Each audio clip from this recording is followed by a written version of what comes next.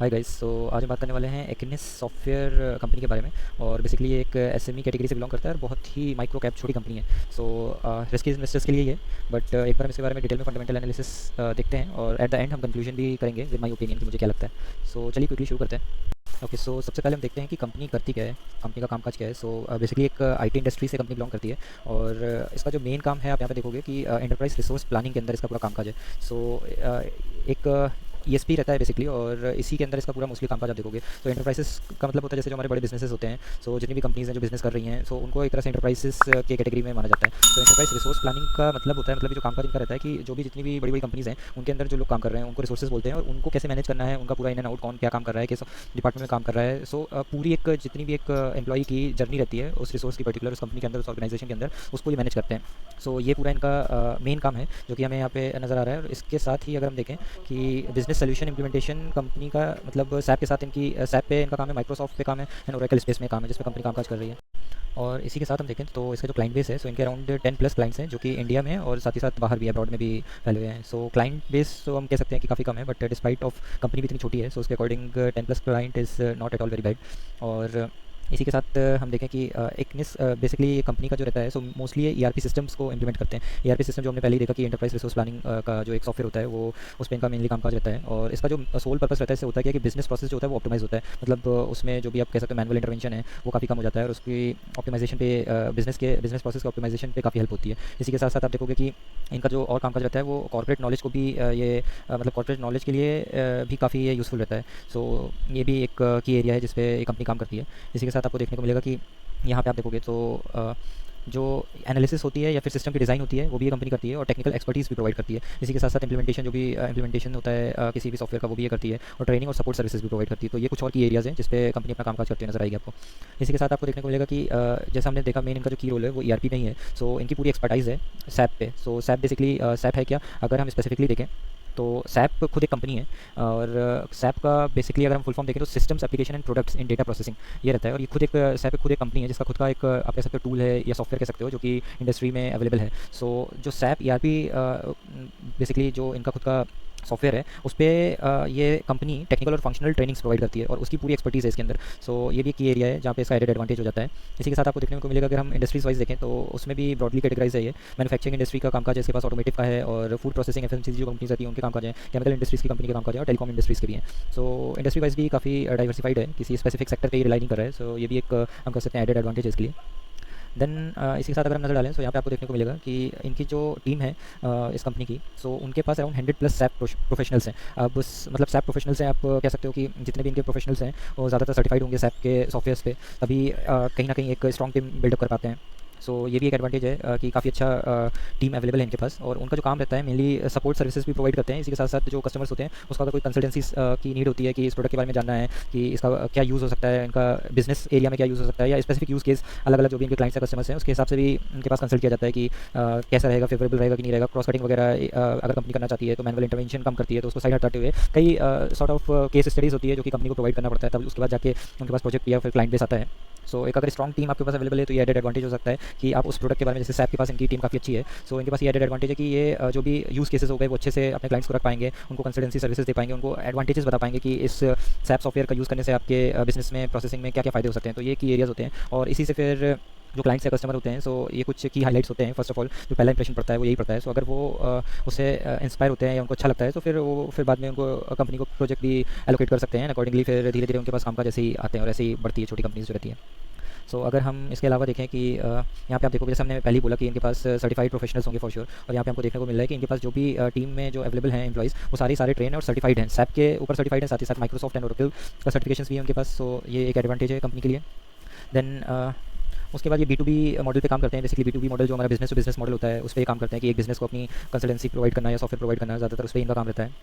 Then इसके बाद अगर हम देखें यहाँ पे आपको देखने को मिलेगा कि जो सर्विसेज है, मतलब ये सर्विसेज को भी मैनेज करते हैं। इसी के साथ साथ जो बिज़नेस की कंसल्टिंग होती है, जैसा कि हमने देखा कि बिज़नेस को कंसल्टेंसी प्रोवाइड करना, तो वो भी प्रोवाइड करते हैं। वो किसको प्रोवाइड करते हैं, जो भी मिड साइज़ की कंपनीज़ है या फिर अपर मिड साइज़ की कंपनीज़ है, ज़्यादातर उन्हीं को करते हैं। ये एक पॉइंट है इसके बारे में। देन अगर हम देखें कि इनका खुद का एक आप कह सकते हो लर्निंग ग्रुप इन्होंने बनाया हुआ है इस कंपनी ने, जिसको एक्निस कॉर्पोरेट लर्निंग ग्रुप के नाम से जाना जाता है। और इंटरनली ये ग्रुप ऑफर क्या करता है कि जितनी भी ट्रेनिंग सर्विसेज होती है वो ये प्रोवाइड करते हैं, जो भी मार्केटिंग लीडिंग कंपनीज उनको ये प्रोवाइड करते हैं। इसी के साथ साथ आप देखोगे कि इनका जो रहता है कि डिजाइनिंग रिलेटेड जो कंटेंट होता है वो प्रोवाइड करते हैं, डेवलपमेंट रिलेटेड जो भी कंटेंट होता है लर्निंग का वो प्रोवाइड करते हैं, एडमिनिस्ट्रेशन पे ट्रेनिंग ये प्रोवाइड करते हैं और लर्निंग डिलीवरीज पे प्रोवाइड करते हैं। इसी के साथ स्ट्रेटेजिक सोर्सिंग होती है उस पर प्रोवाइड करते हैं। तो बेसिकली जितने भी इंपॉर्टेंट एस्पेक्ट्स हैं जिस पे भी आप कह सकते हो कि ट्रेनिंग्स की रिक्वायरमेंट रहती है, तो वो सारी ट्रेनिंग्स ये कंपनी प्रोवाइड करती है। देन कंपनी ने अपने कुछ की स्ट्रेंथ्स बताई हुई है जो कंपनी ने स्पेसिफिकली मेंशन करी है। तो जैसे कि हम फर्स्ट पॉइंट अगर देखें तो कंपनी का ये दावा है और ये कहना है कि जो एसएमई सेक्टर है उसमें काफ़ी वेल इक्विप्ड है कंपनी और काफ़ी एक्सपीरियंस है। सो ये एसएमई सेक्टर बेसिकली ये स्मॉल एंड मीडियम एंटरप्राइजेस वाला जो सेक्टर रहता है, सो इसमें काफ़ी एक्सपीरियंस है कंपनी का, जो कि इसने काफ़ी सर्विसेज प्रोवाइड करी हैं अपने कस्टमर्स को, जो कि इंडिया एंड जर्मनी में प्रोवाइड करी है इसने। ये फर्स्ट पॉइंट हो गया। देन अगर हम सेकंड पॉइंट देखें तो जैसे हमने देखा कि मेन काम इसका काफ़ी अच्छी पार्टनरशिप है सैप के साथ। तो सैप रिलेटेड जो भी सपोर्ट रहता है या फिर जो इंप्लीमेंटेशन होता है, इंप्लीमेंटेशन बेसिकली कोई भी डेवलपमेंट काम हो गया और डेवलप करने के बाद जब प्रोडक्ट बन जाता है, सॉफ्टवेयर बन जाता है, उसका जो सपोर्ट देना होता है वो सैप सपोर्ट में नाम से जाना जाता है। तो उसमें काफ़ी अच्छी इनकी पकड़ है। इसी के साथ साथ आप देखोगे कि अपग्रेड अगर कोई करना है, कोई ऑलरेडी इन्होंने सॉफ्टवेयर बना दिया है, प्रोडक्ट बना दिया है, सो उसका एनहांसमेंट करना होता है तो उसको अपग्रेड में काउंट करते हैं। सो वो भी ये काम करती है। देन इंटीग्रेशन रहता है। अभी इंटीग्रेशन का मतलब कैसा होता है, आईटी इंडस्ट्रीज़ में जैसे कोई भी प्रोजेक्ट है तो ऐसा तो है नहीं कोई भी स्पेसिफिक, जैसे सैप पे अगर ये कंपनी काम कर रही है तो सैप रिलेटेड सॉफ्टवेयर पे अगर कंपनी काम कर रही है तो ऐसा तो हो ही नहीं सकता कि वो सिर्फ सैप ही रिलेटेड पे काम करेगी। आजकल इतना ज़्यादा एक दूसरे से डेटा एक्सचेंज होता है कि ये रियल टाइम पे आप एक सॉफ्टवेयर पे या एक आप कह सकते हो सिस्टम पे आप रिलाई नहीं कर सकते। तो मल्टीपल जगह से डेटा आते हैं और मल्टीपल जगह पे डेटा स्टोर करे जाते हैं। तो जैसे कि सैप का अगर हम एग्जांपल लें तो जैसे सैप में हो सकता है सैप में कुछ रिकॉर्ड्स हो जो कि एम्प्लॉय से रिलेटेड हो, रिसोर्स रिलेटेड हो, बट कुछ डेटा हो जो कि आप कह सकते हो अलग अलग डीबीज में स्टोर हो। जैसे हमारे पास ओरेकल हो गया, सो ओरेकल एक डीबी हो गया बेसिकली, और इस ओरेकल डीबी में कुछ आप कह सकते हो कि रिकॉर्ड्स अवेलेबल रहेंगे। सो सैप को कभी कभी इंटीग्रेट करना पड़ेगा ओरेकल डीबी के साथ वो डेटा लाने के लिए। सो जो इंटीग्रेशन का काम होता है ये भी कंपनी करती है, यहाँ पे मेंशन कर रखा है इसने कि इंटीग्रेशन का भी काम करती है। इसी के साथ साथ कस्टमाइजेशन का भी करती है। अगर कस्टमाइज करना है, जैसे कि हर यूज़ केस अलग हो सकता है, हर कंपनी की रिक्वायरमेंट, बिजनेस रिक्वायरमेंट अलग अलग हो सकती है, तो उसके अकॉर्डिंगली कस्टमाइज करके भी देते हैं। सो ये इनका सेकंड पॉइंट हो गया। देन थर्ड वाला हमने ऑलरेडी स्टार्टिंग की स्लाइड्स में देखा था कि इनकी जो एक्सपर्टीज़ है वो सैप के अंदर है सबसे पहली, और सैप के बाद जो इनकी एक्सपर्टीज़ है वो माइक्रोसॉफ्ट में है और ओरेकल ईआरपी एरिया में है। सो ये कुछ तीसरा पॉइंट में इन्होंने मेंशन किया है। देन इसके साथ ही अगर हम देखें कि चौथा पॉइंट जो है वो कंपनी ने मेंशन किया है कि इनके पास काफ़ी एक्सपर्टीज़ है क्योंकि इन्होंने ज़्यादातर सैप प्रोजेक्ट्स में काम किया हुआ है। सो सैप प्रोजेक्ट्स पे इनके पास काफ़ी अच्छी एक्सपर्टीज़ है क्योंकि इन्होंने हर टाइप के काम करे हुए हैं और हर साइजेस की कंपनी को अपना सपोर्ट दिया हुआ है। सो काफ़ी वेल एक्सपीरियंस है इस स्पेसिफिक एरिया में, सैप प्रोजेक्ट्स के एरिया में। देन हम देखें कि नेक्स्ट पॉइंट में इसने मेंशन किया है कि जो कस्टमर सेटिस्फैक्शन है ये इनके पास बहुत ही अच्छा है। अराउंड 95% का कस्टमर सेटिस्फैक्शन है और 100% का पूरा कस्टमर सेटिस्फैक्शन है जो कि SLA agreement, support related agreement में इनको मिला हुआ है। सो एसएलए अगेन ये सर्विस लेवल एग्रीमेंट रहता है। जब भी कंपनीज काम करती हैं एक दूसरे के साथ, मान के चलिए कि एक्निस किसी क्लाइंट के लिए काम कर रहा है तो ये एक एसएलए एग्रीमेंट होता है जो कि स्टार्टिंग में ही ये एग्रीमेंट दोनों कंपनीज के बीच साइन हो जाता है कि सब कुछ अगर एट द एंड अगर सब कुछ अच्छा रहता है तो उसके अकॉर्डिंगली कस्टमर जो है वो अपना फीडबैक देता है। तो उसके अकॉर्डिंग कंपनी का ये दावा है कि इसको 100% सेटिस्फैक्शन मिला है क्लाइंट्स की तरफ से सपोर्ट में, जो भी सर्विस लेवल एग्रीमेंट में इन लोग के बीच रहता है। और जो लास्ट पॉइंट है इसके बारे में कंपनी ने मेंशन किया है कि ये जो इनका बैकएंड टीम है सो ये 24/7 सपोर्ट के लिए इनके पास अवेलेबल रहती है। सो ये एक बहुत अच्छी चीज़ है। अगर 24/7 का सपोर्ट कंपनी प्रोवाइड कर रही है दैट मीन्स वो काफ़ी रिलायबल है और उसके पास जो क्लाइंट बेस है सो उसको इतना ज़्यादा फिक्र करने की, टेंशन लेने की जरूरत नहीं है क्योंकि अगर कोई भी इशू आता है, प्रोडक्शन इशू कोई भी आता है या कोई भी टेक्निकल इशूज़ आते हैं तो ऑलरेडी टीम इज़ देयर जो कि इनको सपोर्ट प्रोवाइड कर सकती है, तो उनका कहीं पे भी बिजनेस इंपैक्ट नहीं होगा। So that's again a very good thing. So quickly एक बार हम नजर डालते हैं मोटे मोटे तौर पे कि कंपनी करती क्या है। अभी तक हमने जितना भी स्लाइड्स देखी उससे हमको बेसिक आइडिया तो लग ही गया होगा कि मेन कंपनी का काम क्या है, बट ये कुछ की एरियाज़ हैं जो कि कंपनी ने खुद बताया कि क्या क्या करती है। तो क्विकली एक बार जल्दी रिकैप करते हैं। सो पहला पॉइंट आप देखोगे तो अगेन ईआरपी इंप्लीमेंटेशन से रिलेटेड है, जो एंटरप्राइज रिसोर्स प्लानिंग रहती है उस पर काम है। साथ ही साथ एएमएस पे भी काम है। अभी एएमएस क्या रहता है, एएमएस भी ऑलमोस्ट सिमिलर टू हम ईआरपी सॉफ्टवेयर ही कह सकते हैं, बट स्लाइटली सा इसमें डिफरेंस है। सो एएमएस जो रहता है ये आपका एसोसिएशन मैनेजमेंट सॉफ्टवेयर होता है और बेसिकली जैसे कि ईआरपी में हमने देखा कि जो भी एम्प्लॉइज़ रहते हैं किसी पर्टिकुलर ऑर्गेनाइजेशन के, मतलब जो भी रिसोर्सेज होते हैं उसको ये मैनेज करते हैं, उसकी जर्नीज मैनेज करते हैं। सो एएमएस में एसोसिएशन मैनेजमेंट सॉफ्टवेयर में क्या रहता है कि जो भी आप कह सकते हो जो इवेंट्स होते हैं या फिर आप कह सकते हो जो मैनेजिंग कमिटीज़ होती हैं उसकी पूरी जर्नी का मतलब पूरा जर्नी उसकी ये मैनेज करते हैं, जो भी उसका डेटा वगैरह है वो थ्रू आउट द जर्नी ये सॉफ्टवेयर मैनेज करता है।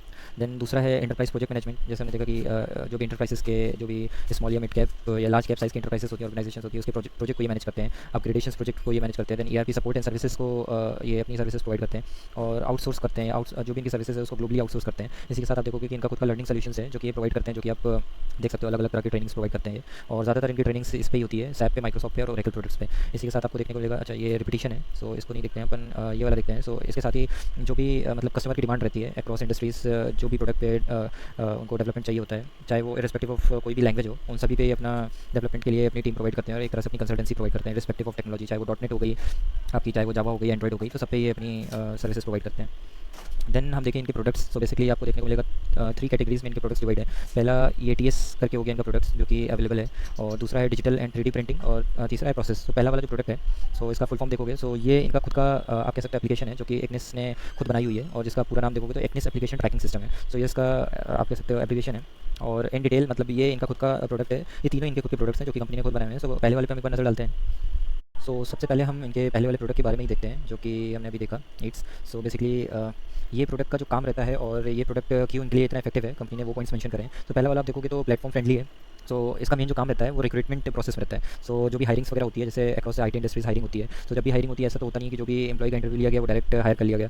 सो अलग अलग राउंड्स होते हैं, पहला राउंड होता है, सेकंड राउंड होता है, देन HR राउंड होता है आपका, कहीं कहीं पे मैनेजरियल और टेक्निकल राउंड्स भी होते हैं। सो मतलब पूरा एक प्रोसेस है इनका, और एट द एंड जब कोई भी कैंडिडेट है वो सेलेक्ट हो जाता है, सेलेक्ट होने के बाद कभी कभी ऐसा होता है कि कैंडिडेट्स ज्वाइन नहीं भी करते हैं क्योंकि उनके पास दूसरी कंपनी का ऑफर होता है, वो उधर ज्वाइन कर लेते हैं। सो ये जो पूरा एक रिक्रूटमेंट हायरिंग है, किसी भी कैंडिडेट की हायरिंग है, उनका जो प्रोसेस होता है थ्रू आउट दी जर्नी, वो ये प्रोडक्ट बहुत इफेक्टिवली मैनेज करता है। सो इसी के बारे में हम क्विकली नज़र डालेंगे। तो पहला पॉइंट आप यहाँ पे देखोगे तो जो मतलब प्लेटफॉर्म फ्रेंडली है। सो जो भी रिक्रूटमेंट का प्रोसेस होता है, सो सब कुछ वाया सिंगल आप कह सकते हो सॉफ्टवेयर, ये जो इनका इट सॉफ्टवेयर है इसके थ्रू ही हो जाता है सब कुछ वाया सिंगल प्लेटफॉर्म। तो इसमें ज़्यादा कोई ऐसा प्रॉब्लमेटिक वाली सिचुएशन नहीं होती है, बहुत कॉम्प्लेक्स नहीं होता है, बहुत ईजी है। एफिशिएंसी इन्होंने दावा किया है कि जो एफिशिएंसी है वो 100% है, कहीं कोई मतलब आप कह सकते हो कि ऐसा कोई एरर का मतलब कोई चांस नहीं है, बहुत ही एफिशिएंट है। एंड देन हम देखेंगे स्पीड, जो स्पीड में भी काफ़ी अच्छा है। इनेबल फास्ट हायरिंग, जो हायरिंग प्रोसेस है उसको पूरा फास्ट करता है, तो उस वजह से हायरिंग भी काफ़ी फास्ट होती है। और सबसे इंपॉर्टेंट चीज़ कॉस्ट को रिड्यूस करता है। सो कंपनी का ये दावा है कि अराउंड 50% जो हायरिंग कॉस्ट होती है उसको ये कम कर देता है। और परफेक्शन एक एरिया है जो कि कंपनी ने मेंशन किया है कि एक्टिव और पैसिव जॉब सीकर्स जो भी हैं, जो एक्टिवली देख रहे हैं, जो पैसिवली जॉब देख रहे हैं, जो करंटली अभी नहीं देख रहे हैं बट इन फ्यूचर हो सकता है वो देखें, तो दोनों के लिए ये प्लेटफॉर्म काफ़ी अच्छा है और परफेक्शन प्रोवाइड करता है। देन हम देखें टाइम जो रहता है, टाइम के लिए जो भी हायरिंग में जो इतना ज़्यादा लेंदी प्रोसेस होता है, सो टाइम टेकिंग का जो पूरा एक लंबा लेंदी प्रोसेस है, तो उसको ये काफ़ी कम करता है क्योंकि काफ़ी चीज़ें ऑटोमेट होती हैं इनके में, और जिसकी वजह से टाइम भी रिड्यूस करता है।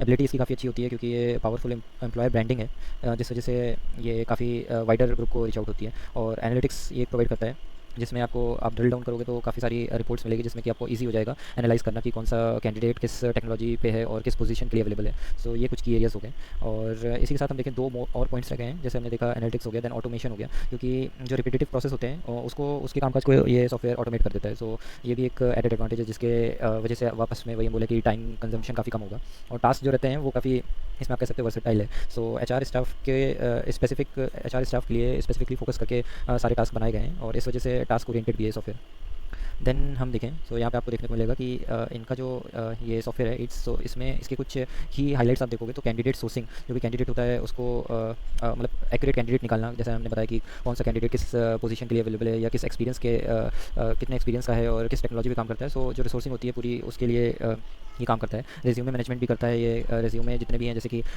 काफ़ी एक ही कैंडिडेट के आप कह सकते हो मल्टीपल रेज्यूमेज हो सकते हैं कि किसी ने काम किया, इस कंपनी में अप्लाई किया, उसके बाद जैसे कि 2 साल बाद वापस से वो सेम कंपनी में अप्लाई करता है, तो पूरा जो रेज्यूमे रहता है डेटाबेस में वो भी ये मेंटेन करके रखता है सॉफ्टवेयर। एडवांस एनालिटिक्स हो गया, देन वर्क फ्लो मैनेजमेंट हो गया, इसी के साथ मल्टी चैनल कम्युनिकेशन है, देन आप देखोगे इजी इंटीग्रेशंस है, ये हो गया, इसी के साथ कोटेशंस टू कस्टमर है, ये हो गया, देन क्लाइंट ऑर्डर मैनेजमेंट है, ऑफर लेटर मैनेजमेंट है, एट द एंड जो ऑफर लेटर रिलीज करते हैं वो रहता है। और इसके साथ ही आप देखोगे ऑथराइजेशन भी प्रोवाइड करता है बेस्ड ऑन रोल्स, कि हर एक ग्रुप का अलग अलग रोल होता है। HR का अलग हो गया, मैनेजर का अलग हो गया, जो पैनलिस्ट हैं, टेक्निकल पैनलिस्ट हैं, उनका एक अलग रोल हो गया, तो सबके हिसाब से अलग अलग ऑथराइजेशन होता है, वो भी प्रोवाइड करता है, उसके हिसाब से फिर उनको इस सॉफ्टवेयर का एक्सेस प्रोवाइड करता है।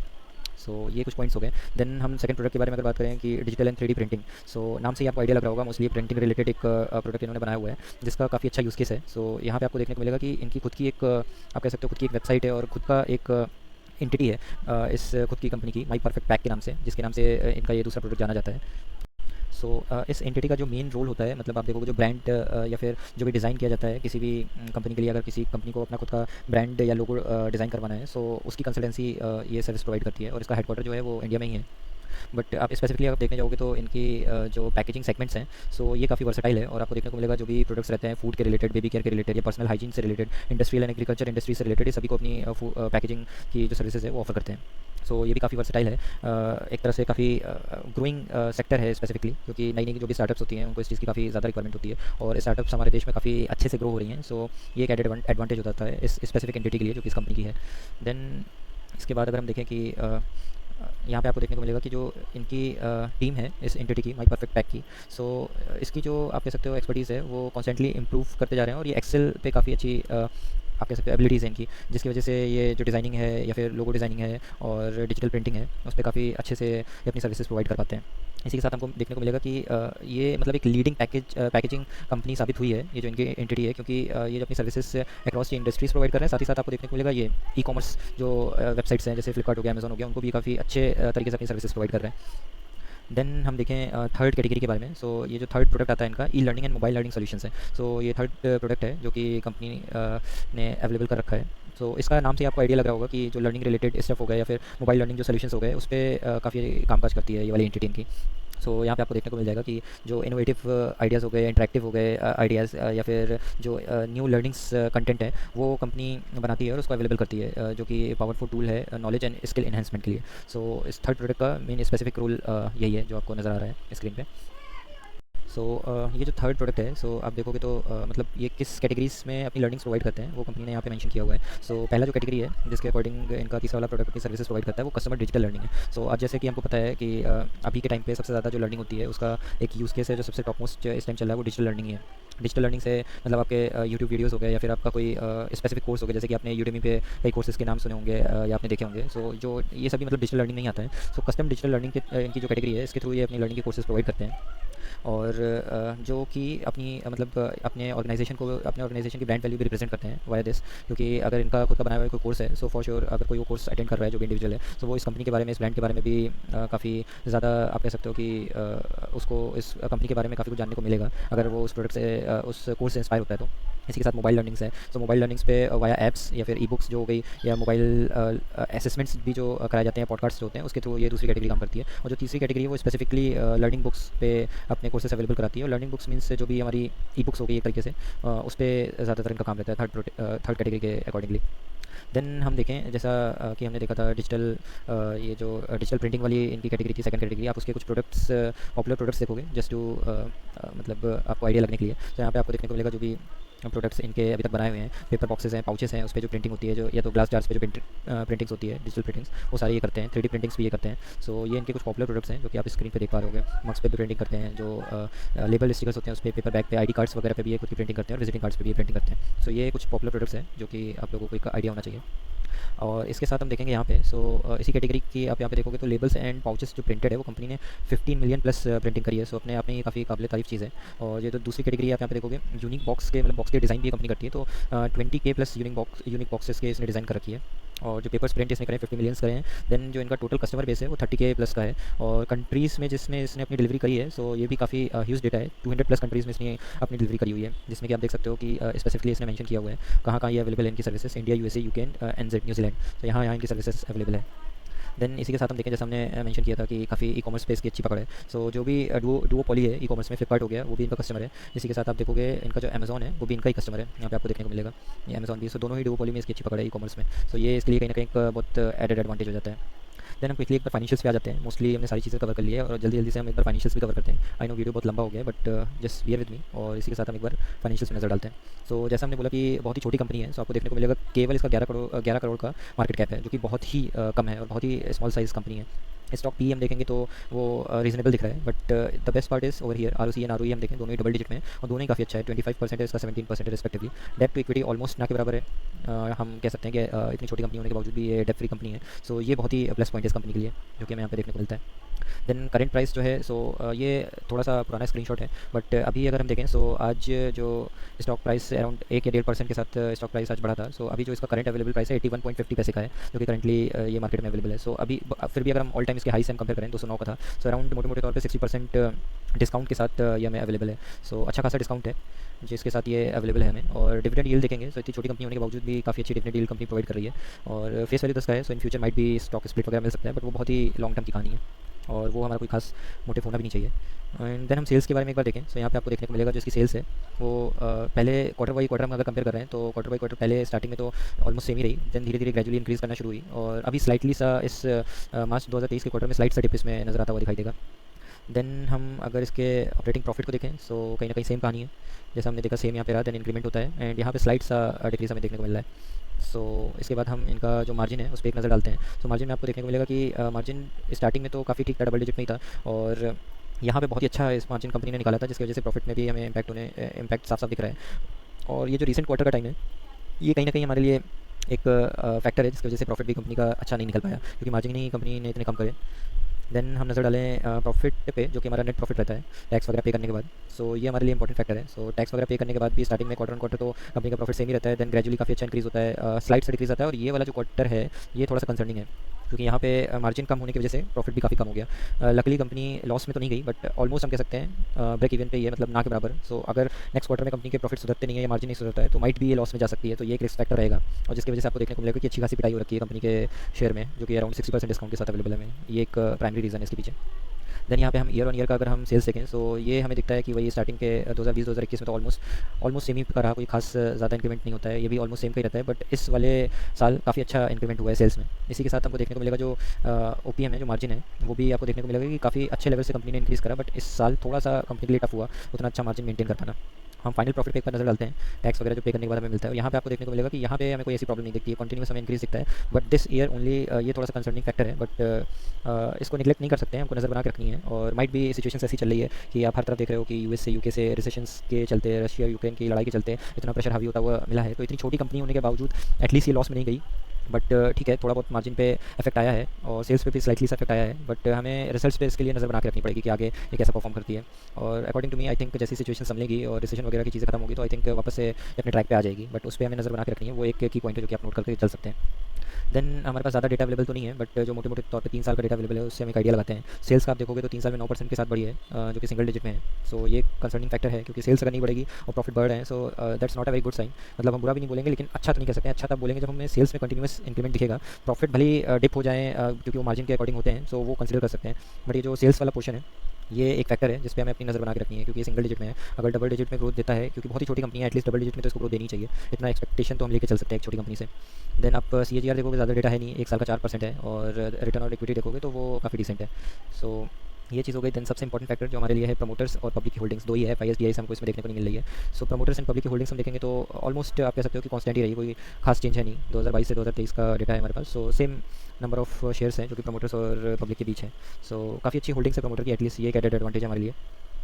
देन इसके क्लाइंट्स एंड पार्टनर्स को क्विकली हम देखते हैं, क्योंकि ये अगर छोटी कंपनी है और इसकी पार्टनरशिप और क्लाइंट्स काफ़ी स्ट्रॉन्ग रहती है, सो उससे एक इन्वेस्टर को बहुत ज़्यादा कॉन्फिडेंस बूस्ट होता है उसका, और कंपनी पर उसको भरोसा आता है। सो आप देखोगे तो काफ़ी अच्छे और नामी क्लाइंट्स हैं इनके। बॉश एक इनका क्लाइंट है। देन आप देखोगे HTC ग्लोबल सर्विसेज है, जैसे हमने बात किया था ई-कॉमर्स सेक्टर में अमेजॉन इनका क्लाइंट है, बहुत ही बड़ा क्लाइंट है। देन लिंक्डइन भी इनका क्लाइंट है। यहाँ पे देखोगे National Institute of Electronics and Information Technology. So ये काफ़ी एक अच्छी चीज़ है कि ये भी इनका क्लाइंट है, जो कि स्पेसिफिकली गवर्नमेंट साइड से बिलोंग करता है।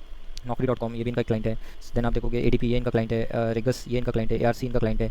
और यहाँ पे आप देखोगे मैकहैन कंसल्टेंसी ये भी इनका क्लाइंट है, मोटिव माइंड्स है। देन ये एक इनका क्लाइंट हो गया, और कहानी बॉय ये एक इनका क्लाइंट हो गया, पविका ये इनका क्लाइंट हो गया। सो हम देखें तो काफ़ी अच्छे क्लाइंट्स हैं, जिसमें कि 2-3 नाम हमें बहुत बड़े कंपनीज के नजर आते हैं। अमेजॉन हो गया, फ्लिपकार्ट हो गया, बॉश हो गया। सो ये काफ़ी बड़ी और रेप्यूटेड कंपनीज हैं जिसके साथ इसकी पार्टनरशिप है और इसके क्लाइंट्स हैं। सो ये भी अगेन एक स्ट्रॉन्ग पॉइंट है कंपनी के लिए जो साबित होता है।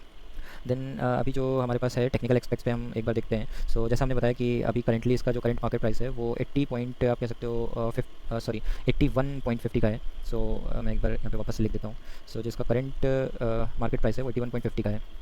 एंड आप देखोगे तो ऑल टाइम से नेगेटिव ही रिटर्न इसने अपने इन्वेस्टर्स को प्रोवाइड किया है। और जैसे हमने देखा कि इसका की रीजंस हो गया, पहला तो कि इसकी सेल्स डिप हुई थी, साथ ही साथ इसका प्रॉफिट डिप हुआ था, क्योंकि मार्जिन उनके काफ़ी रिड्यूस हुए थे 2023 में। सो ये एक नेगेटिव फैक्टर था। और आई थिंक इसमें तेज़ी तभी आ सकती है जब आने वाले नेक्स्ट क्वार्टर में कंपनी अपने नंबर्स को इंप्रूव करती है। तो तब तक के लिए हमें इसमें वेट एंड वॉच ही करना चाहिए। देन हम देखें अगर एक बार इसका टेक्निकल एस्पेक्ट्स पे यहाँ पे आप नज़र डालो, सो यहाँ पे क्लियरली हमें दिख जाएगा कि शुरुआत जहाँ से हुई थी अभी कंपनी वहीं पे ही परफॉर्म कर रही है। सो ऑलमोस्ट जहाँ से कंपनी ने शुरू किया था वहीं पे भी परफॉर्म कर रही है, ऑलमोस्ट अपने लोएस्ट लेवल पे है, जो कि हमें यहाँ पे देखने को मिल सकता है। और यहाँ पे आप देखोगे तो ये जो एक जोन रहा था, अभी सेम उसी जोन में कंपनी परफॉर्म कर रही है। ऊपर से अच्छा खासा डिप के साथ कंपनी अवेलेबल है, अराउंड जैसे हमने देखा अराउंड 60% का डिस्काउंट अवेलेबल है कंपनी में। सो ये एक फैक्टर है जो कि हमें नज़र में रखते हुए आगे एक डिसीजन लेना चाहिए। सो ऑलमोस्ट सारी चीज़ें मैंने कवर कर ली है, बट अगर मैं यहाँ पे कंक्लूड करूँ वीडियो को अपने पर्सनल ओपिनियन के साथ, सो मेरे अकॉर्डिंग कंपनी बहुत ही छोटी है और SME कैटेगरी से बिलोंग करती है। सो इसमें आपको अच्छा खासा पैसा भी लगाना पड़ेगा। सो अगर हम देखें कि अराउंड जो आपको एक लॉट 800 शेयर्स का है, और करेंटली अगर हम देखें तो इसमें आपको देखने को मिलेगा अराउंड आप कह सकते हो 65,000 के आसपास, जो कि करंट मार्केट प्राइस है। सो 65,000 के आसपास आपको एक लॉट में अप्लाई करना पड़ेगा। सो अच्छा खासा अमाउंट है एक छोटी कंपनी में हमें इन्वेस्ट करने के लिए। सो एट दिस मोमेंट तो मैं ये नहीं कहूँगा कि आप अभी इस स्टॉक में खरीदारी करें या बाई करें, क्योंकि इसके जब तक नंबर्स नहीं सुधरते हैं तब तक हमें वेट करना चाहिए, टू बी रियली ऑनेस्ट। कि जब भी कंपनी के नेक्स्ट आने वाले क्वार्टर्स में कंपनी के नंबर्स में इंप्रूवमेंट आता है, उसके बाद अगर किसी ने इस स्टॉक के बारे में और स्टडी करी है, उसको कॉन्फिडेंस आया है, उसका भरोसा इस कंपनी के बारे में काफ़ी बड़ा है, देन अगर उसको इस कंपनी के साथ जाना है देन वो जा सकता है। बट ओनली देन जब कंपनी के क्वार्टर ऑन क्वार्टर नंबर्स में इंक्रीमेंट होना शुरू होता है और अच्छे नंबर कंपनी शो करती है, तब हम इसके बारे में जा सकते हैं। बट मार्क माई वर्ड्स, इसके बारे इस कंपनी के जो खरीदना चाहते हैं वो सिर्फ और सिर्फ अगर आपका रिस्क एपेटाइट बहुत ही अच्छा है और बहुत हाई रिस्क एपेटाइट के आप इन्वेस्टर्स हो, तब आपको इस कंपनी में जाना है। और the second most important thing, अगर आपका पोर्टफोलियो का साइज़ बहुत छोटा है, सो मेरे हिसाब से तो क्लियर नो है, क्योंकि अगर आपका पोर्टफोलियो साइज़ इतना छोटा है तो इतना ह्यूज अमाउंट लगाने की आपको कोई भी आवश्यकता नहीं है। बेटर आप किसी फंडामेंटल स्ट्रॉन्ग कंपनी में जाएँ, किसी ब्लू चिप कंपनी में जाएँ, या फिर जो भी हमारी मिड कैप की कंपनीज अवेलेबल है जो काफ़ी टाइम से मार्केट में अवेलेबल है और कम्पीट कर रही हैं, आप उसमें जाएँ, वो ज़्यादा सेफ रहेगा, ना कि इतनी छोटी कंपनी में जो कि एक एसएमई कैटेगरी से बिलोंग करता है।